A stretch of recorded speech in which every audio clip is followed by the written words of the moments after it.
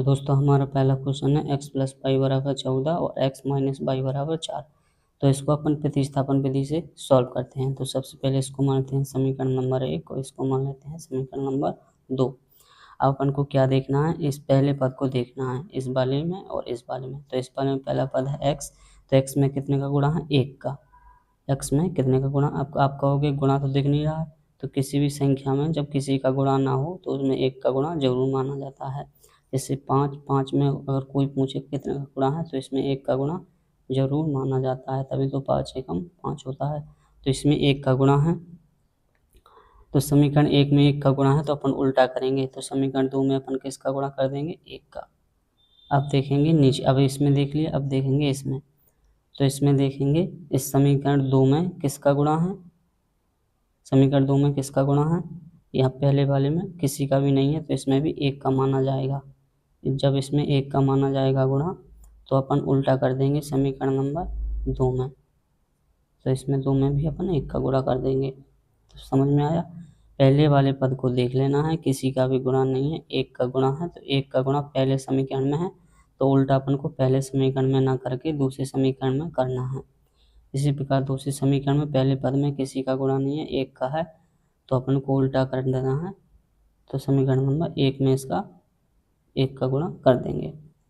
अब चलिए 1 का गुणा का मतलब है इस 1 का गुणा इसमें करना है, इसमें करना है, इसमें करना है। तो अपन गुणा करके देख लेते हैं तो y का वही अपन के पास आ जाएगा। इसी तरह 1 का इसमें कर लेते हैं। तो 1 का गुणा करेंगे कोई फर्क नहीं पड़ेगा। जैसे 1 का गुणा 1 का इसमें, 1 का इसमें, 1 का इसमें, 14 एकम 14 हो जाएगा। इसी तरह इस 1 का इस पूरे में करेंगे तो 1 का x में करेंगे तो x आएगा, y में करेंगे तो y आएगा और 4 में करेंगे तो 4 आएगा। अपन को क्या करना है, कुछ नहीं करना है। अब अपन को उनके जो चिन्ह है वो परिवर्तित कर देने हैं। तो यहाँ पर x में देखना है, x किसका है दोस्तों, यहाँ पर प्लस की संख्या है, x प्लस की है तो इसका चिन्ह बदल देंगे, माइनस की होगी। ये किसका है, y माइनस का है तो यहाँ पर अपन प्लस की कर देंगे, चिन्ह बदल देंगे इनका। 4 किसका है, नीचे वाला,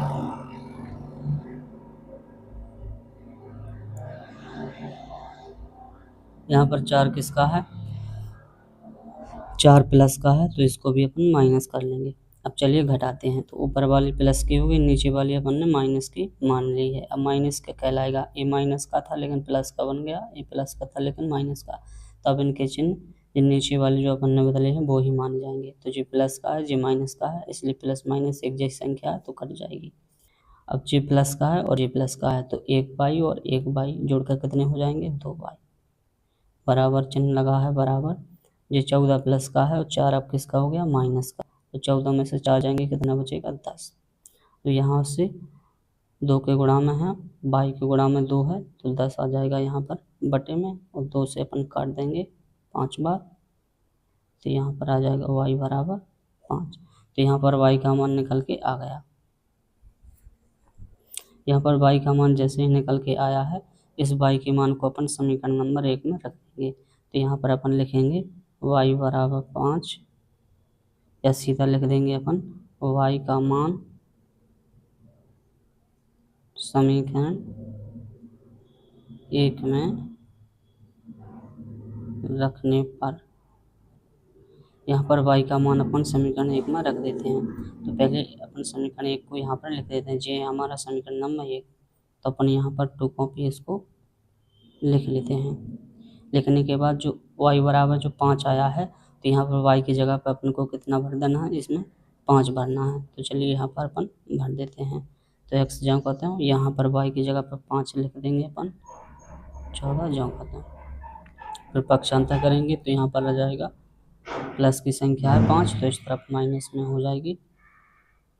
फिर पक्षांतर करेंगे 9 बचेगा। तो इस तरह हमारे जी दोनों मान निकल के आ गए और यही हमारा आंसर हो गया।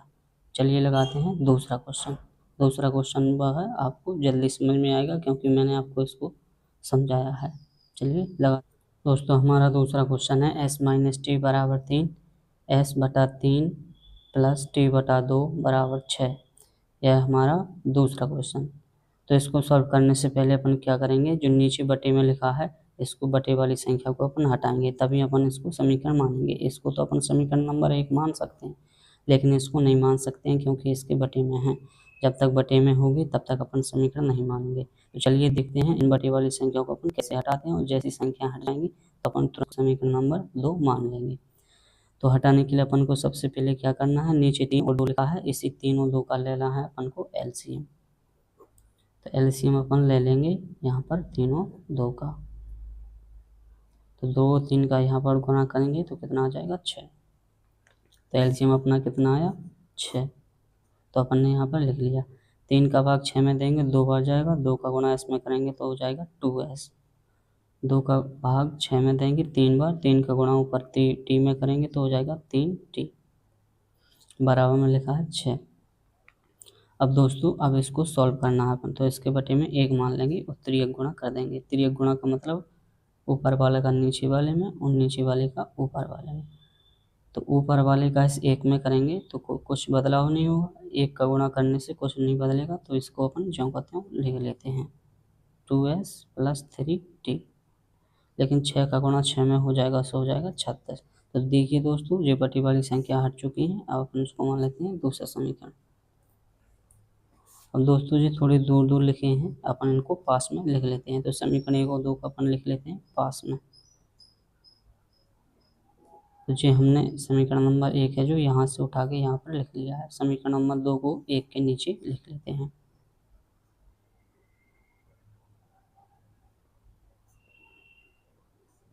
जो हो गया अपना समीकरण नंबर 2। अब देखना है दोस्तों पहले वाले पद में किसका गुणा है, किसी का भी गुणा नहीं है। तो किसी का गुणा नहीं है एस में, तो 1 का गुणा माना जाता है। तो 1 का गुणा इस पहले वाले में ना करके अपन इस दूसरे वाले में कर देते हैं, हो गया।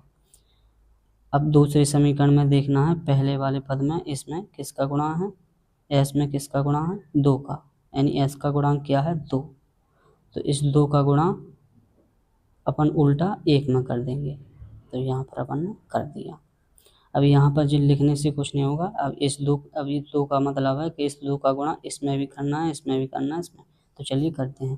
तो 2 का एस में करेंगे हो जाएगा 2s, 2 का टी में करेंगे तो हो जाएगा 2t, 2 का 3 में करेंगे तो हो जाएगा 2 3 6, 1 का इसमें करेंगे तो हो जाएगा 2s, 1 का इसमें करेंगे तो ज्यों का त्यों, और 1 का 36 में करेंगे तो 36 से कम 36, यानी ज्यों का त्यों आया है। अब दोस्तों अपने यहाँ पर क्या करेंगे, इसके चिन्ह अपन बदल लेंगे। जैसे अपन इसके चिन्ह बदलेंगे तो यहाँ पर नीचे वाली संख्याएं देखना है, केवल ये नीचे वाली। तो यहाँ पर 2s लिखा है तो 2s किसका है प्लस का, तो जी माइनस का। यहाँ पर 3t लिखा है जी 3t किसका है प्लस का, तो इसका हो जाएगा उल्टा चिन्ह माइनस का। जब 36 किसका है प्लस का, तो हो जाएगा माइनस का। अब अपन ने चिन्ह बदल लिया है, अपन इसको घटाएंगे।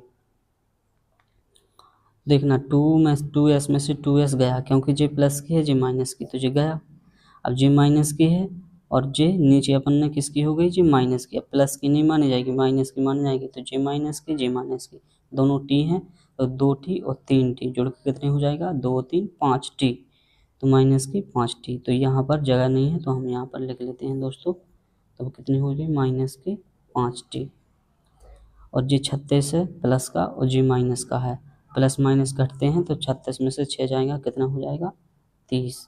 जब बराबर लगा है तो हमने बराबर लगा दिया, 36 में से 6 गया 30 बचा। लेकिन माइनस की संख्या बड़ी है तो अपन यहाँ पर लगाएंगे माइनस।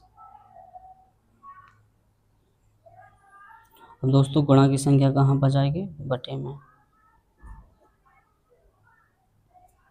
5 आ गया बटे में, माइनस से माइनस कट गया, 5 का 5 5 का 30। तो टी का मान कितना आ गया 6। अब दोस्तों अपन को क्या करना है, टी का मान अपन के पास निकल के आ गया। अब टी का मान उठा के अपन को समीकरण नंबर 1 में रख देना है, या तो यहाँ पर रख दें, जे भी 1 है और जे भी 1 है, कहीं भी रख दें। तो समीकरण नंबर 1 में तो अपन पहले यहाँ पर लिख देंगे टी का मान समीकरण 1 में रखने पर।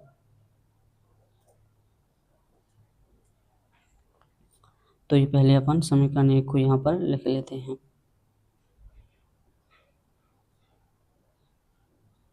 अब इस टी का मान कितना आया है 6, तो इस टी की जगह पर अपन 6 भर देंगे। एस ज्यों कहते हैं 6 लिख दिया। अब जब कहते हूँ पक्षांतर हो जाएगा तो 6 माइनस का है, इस तरफ किसका हो जाएगा प्लस का 6,